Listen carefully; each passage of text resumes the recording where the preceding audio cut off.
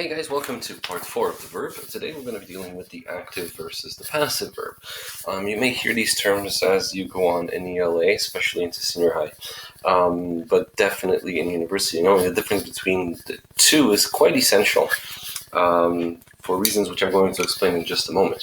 But the active and the passive verbs are pretty much just forms of the verb where you determine whether the verb is going to be acting upon an object or acting upon the subject. Okay, so active equals acting on a subject.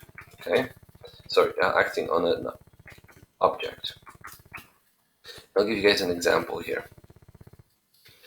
Let's put that down. So an example, we were doing the I'm reading the book. Okay, I am reading a book. Okay, so notice that the verb or the predicate, which is right here, okay, is an active, right? This is an active verb. Why? Because my subject, I, am doing the action to something else, which is the book. And here is my direct object. So notice the object is the one receiving the action because I'm reading that book. So if I was going to draw an arrow to that, reading is acting upon a book.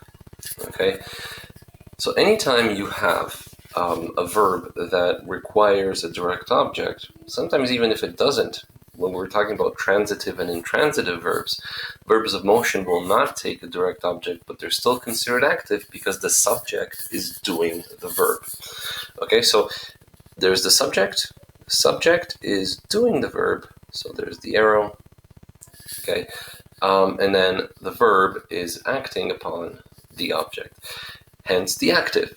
1, 2 steps. Okay, the passive verb,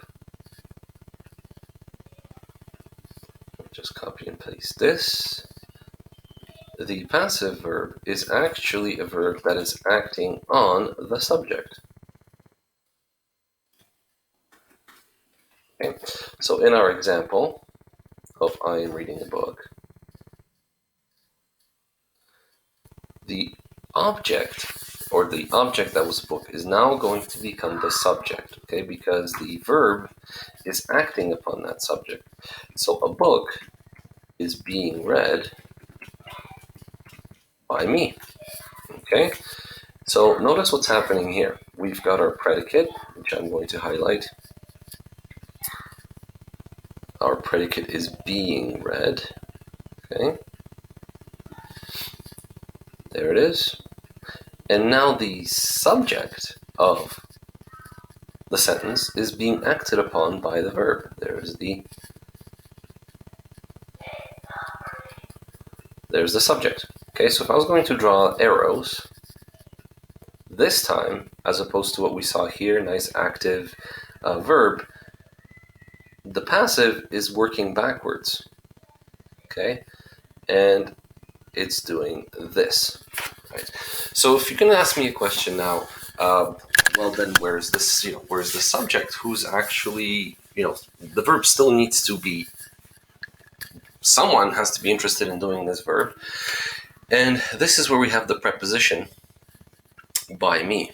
Okay, so this is an agent. We call this the ablative of agent in certain texts and forms, but all you need to know is that preposition by, which is letting us know who the agent, in other words, who the person still impacting this predicate is doing to the book. All right, so notice the difference. In the active, the action is going from the subject to the predicate, and from the predicate to the object. Easy. 1, 2.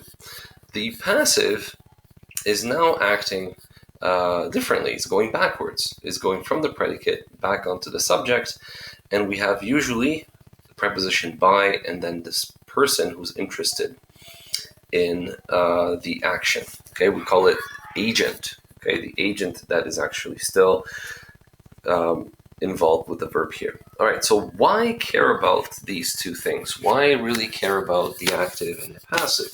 Well, the answer here is all about being using rhetoric and style to your effect.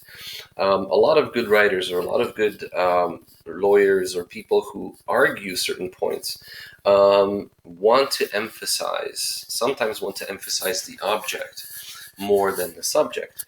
So, for example, in a court of law, if you ever want to be a lawyer, you want to emphasize that your client is not guilty.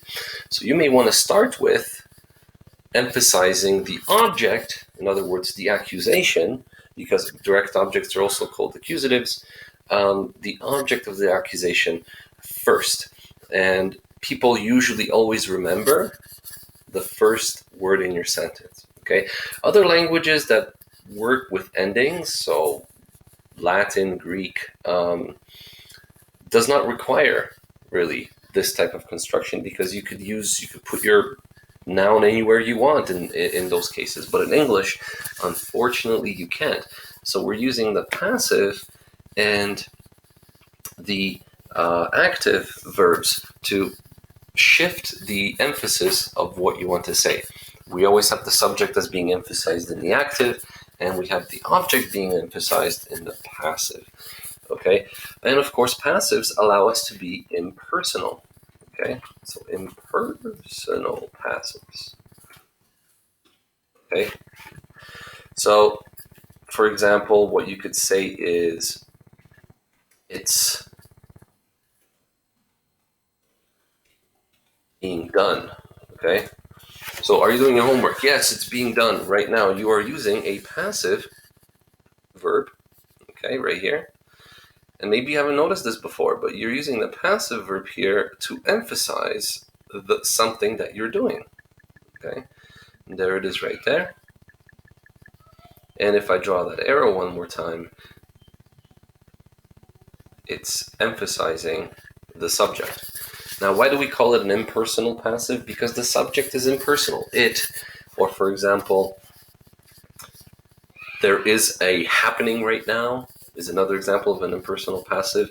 There is an accident happening, okay, right now, emphasizing the accident, right? All of these impersonal passives we use on a daily basis. We don't realize it, but it's a way for us to emphasize the object of what we want a person to take from it right away. And I think I'm going to leave you guys with this really amazing example of passives and how they're used in movies.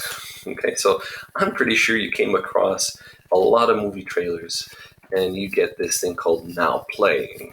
Okay, so what is playing? The movie's playing.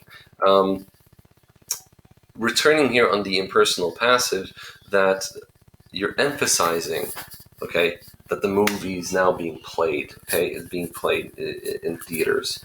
So remember, when it comes to active and passives, actives always take a direct objects. Passives have the subject being acted upon by the verb.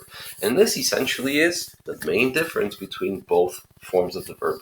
Hopefully you found this lesson to be insightful, and please, if you have any questions or comments on it, let me know in the comments below, and I'll be happy to put up a follow-up video to kind of explain things further. But that's it for the verb.